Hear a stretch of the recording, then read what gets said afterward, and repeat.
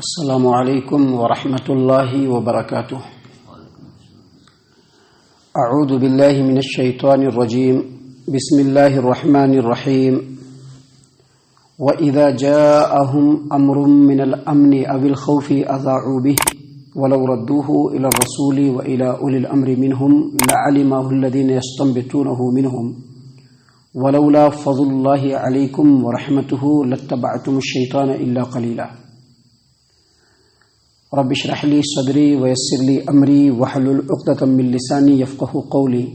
سبحانك لا علم لنا إلا ما علمتنا إنك أنت العليم الحكيم۔ معزز سامعین کرام، یہ درس قرآن کا سلسلہ ہے، اور یہ جو سلسلہ ہے اس میں ہم آپ کے سامنے مسلسل قرآن کریم کی آیات کو ترتیب کے ساتھ آپ کی خدمت میں پیش کرتے ہیں، اور ان آیات کی تفسیر اور اس کا ترجمہ، اس کا مفہوم حدیث مبارک اور سلف صالحین کے فہم کی روشنی میں پیش کرتے ہیں۔ سامعین کرام، کچھ دنوں کے لیے مناسب وجہوں سے یہ سلسلہ آپ کے سامنے سے رکا تھا، اور انشاءاللہ آج سے مستقل اور لگاتار یہ سلسلہ ہم آپ کی خدمت میں پیش کرنے والے ہیں۔ سامعین کرام، اسی سلسلے میں اور اسی سلسلے کی کڑی میں آج ہم نے آپ کے سامنے سورۃ النساء سورہ نمبر 4 آیت نمبر 83 تلاوت کی ہے۔ سامعین کرام، اس آیت کریمہ میں جیسا کہ ہم نے اس سورۃ کریمہ کے آغاز میں کہا تھا کہ اس سورت میں اللہ تبارک و تعالی ایسے اصول اور قانون بیان فرمائے ہیں جو انسانی اسلامی سماج و معاشرے کے لیے، اور ان اصولوں پر جب آدمی عمل کرے گا تو سماج و معاشرہ پرامن بن جائے گا، وہاں پر کوئی فتنہ نہیں ہوگا، کوئی فساد نہیں ہوگا۔ اسی سلسلے میں اس آیت کریمہ میں بھی اللہ تبارک و تعالیٰ نے ایک اصول بیان فرمایا ہے کہ مسلم سماج و معاشرے میں انسانوں کو کیسا ہونا چاہیے۔ تو اللہ تبارک و تعالیٰ نے یہاں پر بیان فرمایا کہ وَإِذَا جَاءَهُمْ أَمْرٌ مِّنَ الْأَمْنِ أَوِ الْخَوْفِ أَذَاعُوا بِهِ، جب ان لوگوں کے پاس کوئی خبر آتی ہے، چاہے امن و سکون کی خبر ہو، چاہے خوف و دہشت اور خطرناکی کی خبر ہو، تو وہ لوگ کیا کرتے ہیں؟ اس خبر کو لوگوں میں پھیلانا شروع کر دیتے ہیں۔ اللہ تبارک و تعالیٰ نے آگے فرمایا وَلَوْ رَدُّوهُ إِلَى الرَّسُولِ وَإِلَى أُولِي الْأَمْرِ مِنْهُمْ لَعَلِمَهُ الَّذِينَ يَسْتَنبِطُونَهُ مِنْهُمْ، اگر کسی کے پاس کوئی خبر پہنچتی ہے اور اس خبر کو وہ رسول کے پاس پہنچا دے یا ذمہ داروں میں سے کسی کے پاس پہنچا دے، تو وہ لوگ ان باتوں کو سن کر کے ایسے نتیجے پر پہنچ سکتے ہیں جو صحیح ہو، یعنی ان لوگوں کے علم میں یہ بات آ جائے گی جو ان باتوں کو سن کر کے صحیح نتیجے پر پہنچ جائے۔ اور اس کے بعد آگے اللہ تبارک و تعالیٰ نے فرمایا وَلَوْلَا فَضْلُ اللَّهِ عَلَيْكُمْ وَرَحْمَتُهُ لَاتَّبَعْتُمُ الشَّيْطَانَ إِلَّا قَلِيلًا، اگر تم لوگوں کے اوپر اللہ کا فضل نہ ہو اور اللہ کی رحمت نہ ہو تو تم میں سے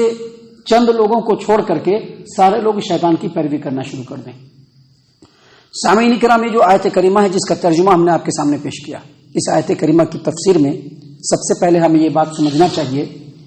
کہ نبی اکرم صلی اللہ علیہ وسلم کے زمانے میں جب جنگ احد ہوئی تھی تو اس وقت حالات ایسے بن گئے تھے کہ مسلمانوں کو سب سے پہلے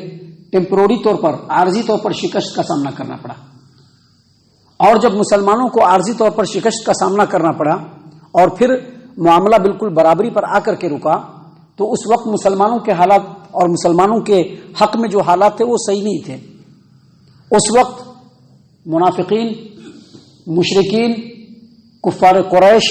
اور عرب کے جتنے بھی مشرکین قبیلہ ہیں، یہاں تک کہ جتنے بھی اسلام دشمن طاقتیں اس وقت تھیں، سب کے سب مسلمانوں کے خلاف، اور مسلمانوں کے خلاف ان لوگوں کے حوصلے بالکل بلند ہو چکے تھے۔ ایسے حالات سے کچھ لوگ فائدہ اٹھانا چاہتے تھے، اور وہ فائدہ کیسے اٹھاتے تھے؟ کبھی مسلمانوں کے درمیان اس بات کو مشہور کرتے، کیا مشہور کرتے؟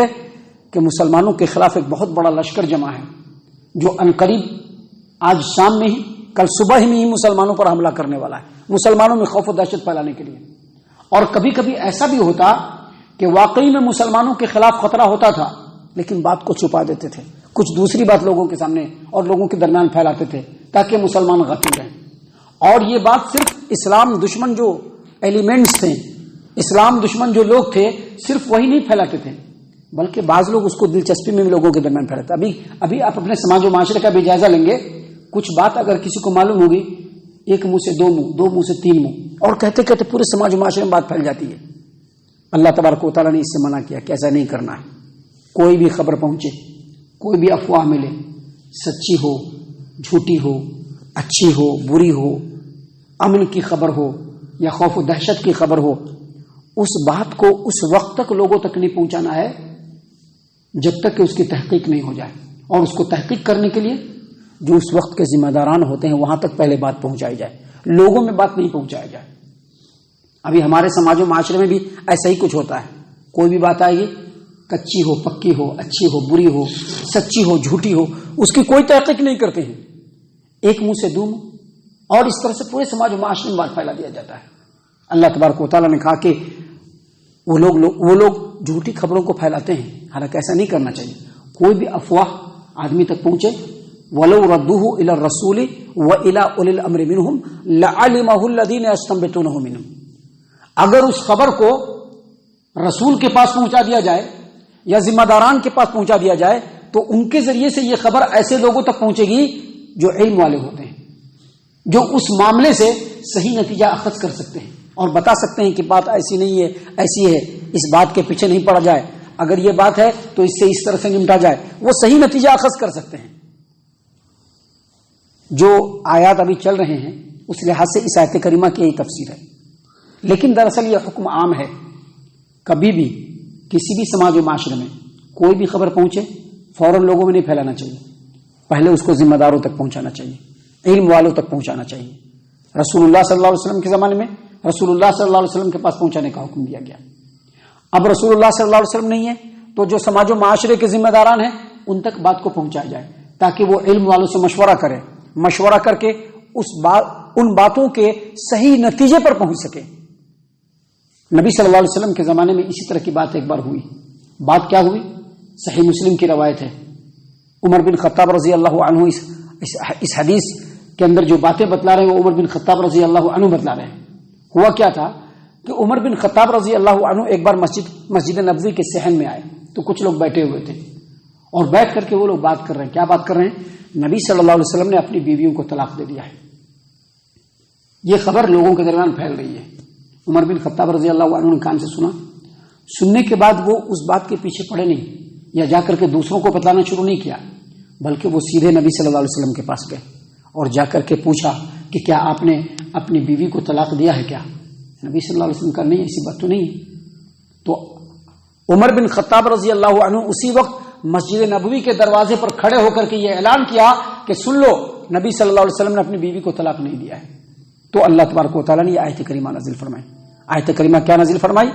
کہ لوگوں کے پاس کسی بھی طرح کی خبر پہنچتی ہے وہ لوگوں میں پھیلانا شروع کر دیتے ہیں، لیکن ان کو ایسا نہیں کرنا چاہیے۔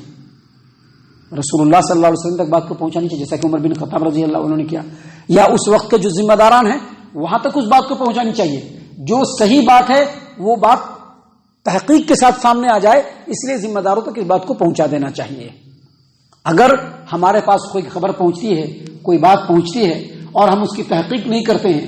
ابھی ان کے پاس پہنچا تو انہوں نے ان کو بتایا، انہوں نے ان کو بتایا، انہوں نے ان کو بتایا، تو اس کے بارے میں نبی صلی اللہ علیہ وسلم نے بڑی تنبیہ فرمائی ہے۔ نبی صلی اللہ علیہ وسلم کی حدیث ہے، صحیح مسلم مقدمے کی روایت ہے، آپ صلی اللہ علیہ وسلم نے فرمایا کفا بالمرء کذبا ان يحدث بكل ما سمع۔ ایک انسان کے جھوٹا ہونے کے لیے بس اتنا ہی کافی ہے کہ جو بات اس تک پہنچے وہ دوسرے تک پہنچانا شروع کر دے، وہ آدمی جھوٹا ہے۔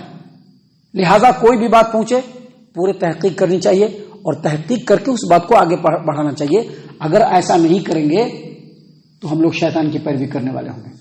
اگر ایسا نہیں کریں گے سماج و معاشرے میں بڑا فتنہ پھیلے گا، اور فتنہ کب پھیلتا ہے؟ جب شیطان کی پیروی ہوتی ہے تب۔ اس لیے اللہ تبارک و تعالیٰ نے آیت کریمہ میں آگے فرمایا وَلَوْلَا فَضْلُ اللَّهِ عَلَيْكُمْ وَرَحْمَتُهُ، اگر تم لوگوں کے پر اللہ کا فضل اور اس کی رحمت نہ ہو تو تم میں سے اکثر لوگ چند لوگوں کو چھوڑ کر کے سب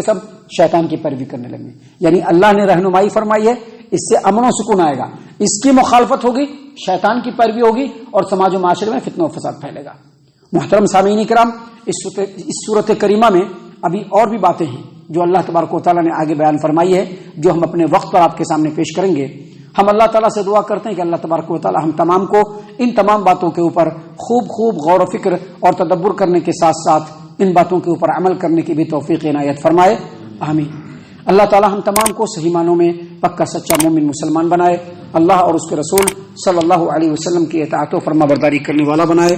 صحابہ کرام رضی اللہ عنہم کے طریقے پر چلنے والا بنائے، جنت الفردوس میں جگہ عطا فرمائے۔ اے اللہ ہم تمام کو جہنم سے پناہ دے، اے رب العالمین ہم تمام کو جہنم سے پناہ دے، اے مالک الملک ہم تمام کو جہنم سے پناہ دے، آمین یا رب العالمین۔ وما علینا الا البلاغ المبین۔